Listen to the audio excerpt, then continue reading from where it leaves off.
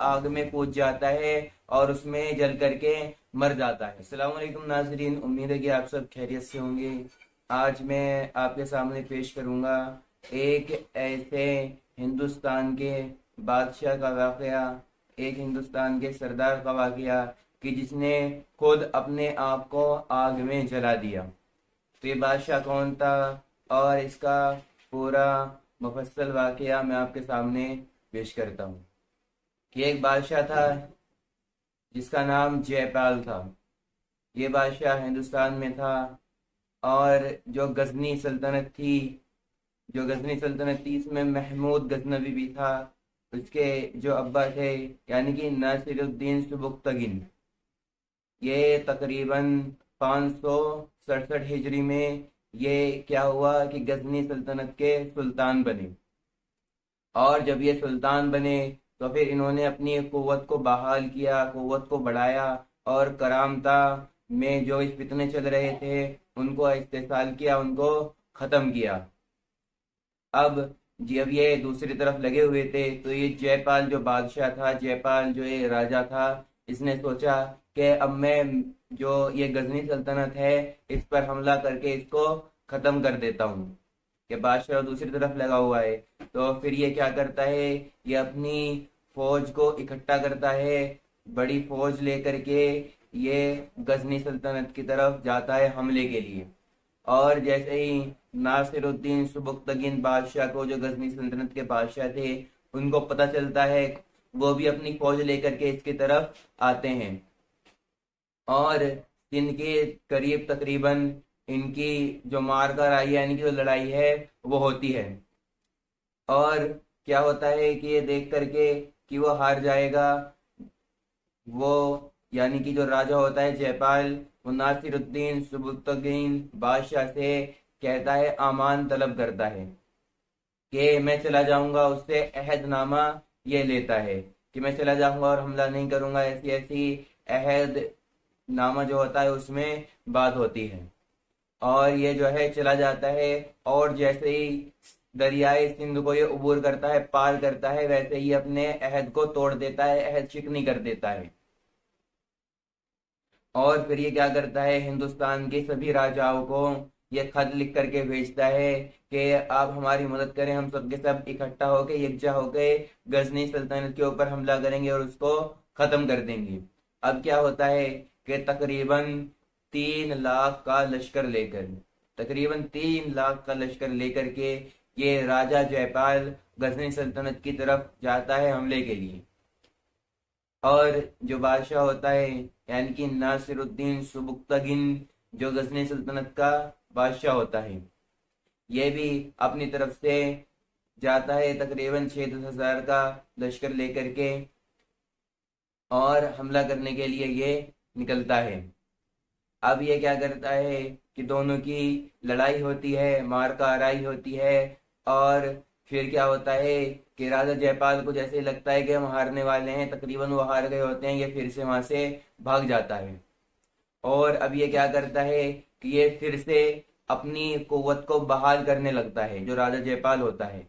ये फिर सब राजाओं को खत भेजता है, सब राजाओं के पास जाकर के अपने सफीर को भेजता है और उनसे बातचीत करता है कि हम फिर से अपनी एक बड़ा सा लश्कर लेके, जिसमें बड़ी तादाद हो, बड़े और हाथियों की भी तादाद हो, जिसमें एक बहुत बड़ा लश्कर हम तरतीब दें और फिर गजनी सल्तनत के ऊपर हमला करें और उसको बिलाखिर खत्म कर दें। तो ये सब करने लगता है। और इधर क्या होता है कि तकरीबन 20 साल के बाद यानी कि 587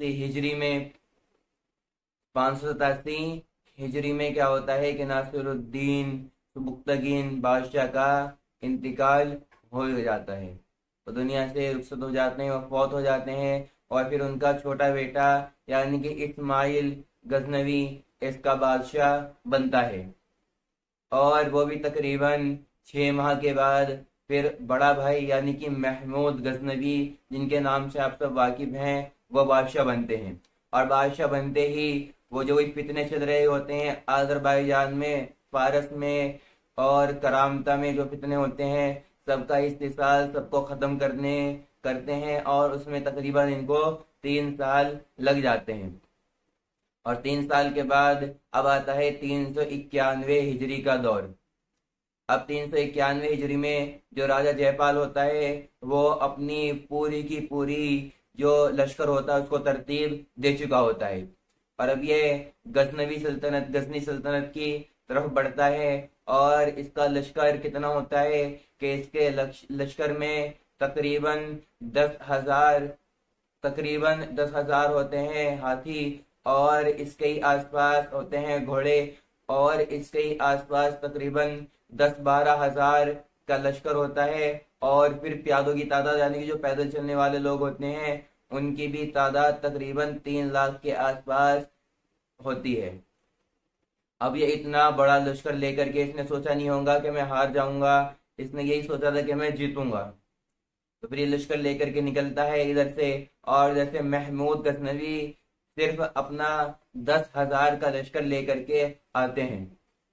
और जब ये आते हैं तो फिर पेशावर जो आज पाकिस्तान में है, पेशावर के करीब इन दोनों की मुआरका राई होती है, लड़ाई होती है। अब क्या होता है, फिर जब लड़ाई होती है तो फिर से ये हारने लगते हैं। लेकिन इस बार क्या होता है कि जो राजा जयपाल था और उसके साथ और 10-12 सरदार को कैद कर लिया जाता है। और ये देख करके जो जो जितना भी इनका लश्कर होता है वो इनको गिरफ्तार करा करके वो पतली गली से निकल लेता है यानी कि भाग जाता है। और फिर इनको गिरफ्तार कर लिया जाता है जो राजा जयपाल होता है और इसके जो कुछ और इसके साथ सरदार होते हैं बड़े बड़े।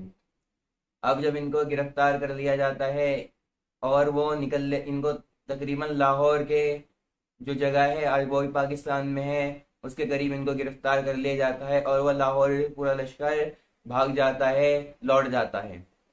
अब जब इसको गिरफ्तार किया जाता है तो ये बादशाह से यानी कि महमूद गजनवी जो गजनी सल्तनत के बादशाह थे उनसे ये राजा जयपाल कहता है कि मैं इस बार पक्की ढक्की बात कहता हूँ, सच्ची मुच्ची एकदम अहद करता हूँ कि मैं इस बार अपने अहद से इनहिराफ नहीं करूंगा, अहद शिकनी नहीं करूंगा और मैं कभी हमला नहीं करूंगा।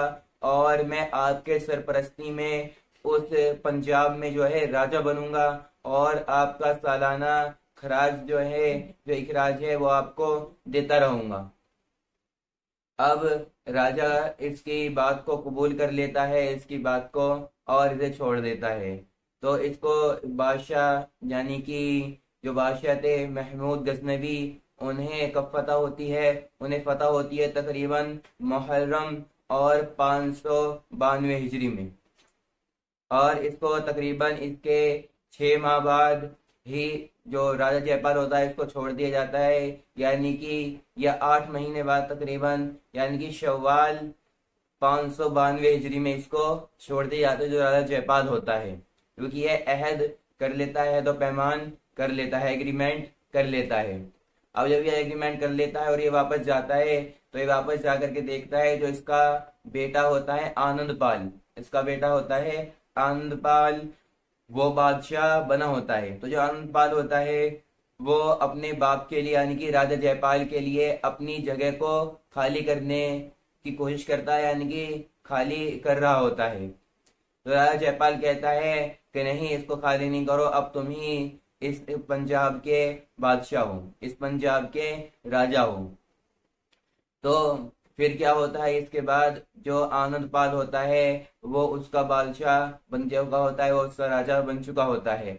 और ये राजा नहीं बनता, क्यों नहीं बनता, क्योंकि इनके मजहब के मुताबिक या फिर उस टाइम पे जो भी रसूमात होती होंगी उसके मुताबिक क्या होता था कि जो भी बादशाह 2 या 3 मरतबा क्या हो कि जंग हार जाए, 2 या 3 मरतबा दुश्मन से जंग हार जाए तो फिर उसको हक नहीं कि वो राजा बने, उसको हक नहीं कि वो बादशाही करे। तो फिर इसीलिए वो अपने बेटे आनंदपाल को राजा मुकर्रर कर देता है। अब फिर इसके बाद क्या होता है कि ये राजा, और इसके बाद एक और रसूमात होती है कि जो इतनी मर्तबा हार जाए उसको ये भी हक नहीं कि वो बादशाही करे और उसको ये भी हक नहीं कि वो जिए, उसको चाहिए कि वो आग में कूद करके मर जाए। तो जो राजा जयपाल होता है वो भी यही करता है और अपने आप को आग में कूदा देता है, खुद आग में कूद जाता है और उसमें जल करके मर जाता है। तो ये बादशाह था जिसके बारे में मैंने आज आपको बताया कि ये बादशाह था जिसने अपने आप को आग में जला दिया और जला करके इसने अपने आप को मार दिया। इससे बड़ी सीख लेने को मिलती है हमें कि कभी भी अपने दुश्मन को कमतर नहीं समझना चाहिए, कभी भी अपने दुश्मन को छोटा नहीं समझना चाहिए।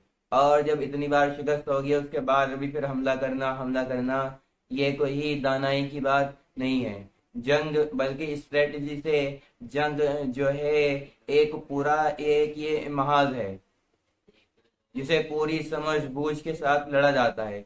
ऐसा ही नहीं फिर इसके पास ज्यादा लश्कर है कि वो जीत जाए, नहीं ऐसा नहीं है, बल्कि इसके पूरी समझ बूझ से इसको इसको लड़ना चाहिए, इसको पूरी समझ बूझ से किया जाता है। तो ये वीडियो थी, मिलते हैं आपसे ऐसी और दूसरी वीडियो के साथ।